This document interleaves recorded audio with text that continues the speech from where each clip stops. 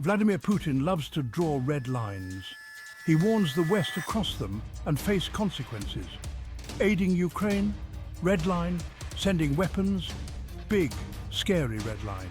Putin wants the West to tremble, to cower, to abandon Ukraine in fear. But here's the problem. Putin's red lines are drawn in disappearing ink. Time and time again they're crossed and nothing.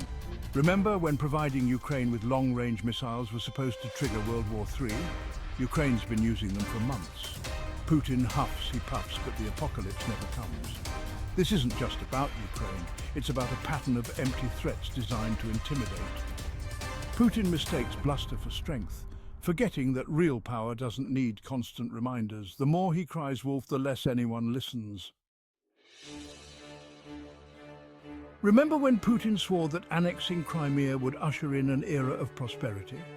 Turns out seizing land doesn't magically fix a broken economy.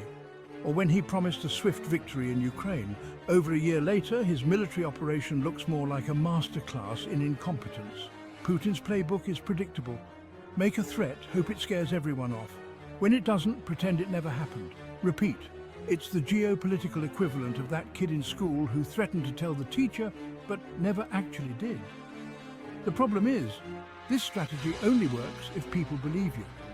And after years of broken promises and baseless threats, Putin's credibility is about as valuable as a ruble in a sanctions storm. Here's something interesting. The UK's been far more willing to call Putin's bluff than the US. While Biden's been measuring every weapons shipment like it's a delicate souffle, Boris Johnson, and now Keir Starmer haven't hesitated to provide Ukraine with what it needs. Maybe it's because Britain's got a longer historical memory. They remember appeasement. They remember what happens when you let dictators dictate the terms of engagement. Or maybe they're just tired of Putin's crap. Whatever the reason, the UK's approach is working. By refusing to be cowed by Putin's threats, they're exposing them for what they are, the desperate attempts of a fading power to cling to relevance. Section 4.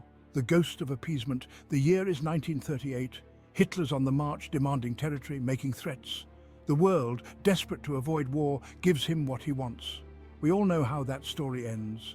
Putin isn't Hitler, but the parallels are chilling. The insatiable hunger for land, the disdain for international law, the belief that might makes right.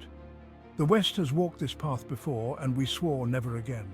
Now is not the time for timidity. Now is the time to meet Putin's aggression with unwavering resolve. Providing Ukraine with the weapons it needs isn't escalation, it's self-defense.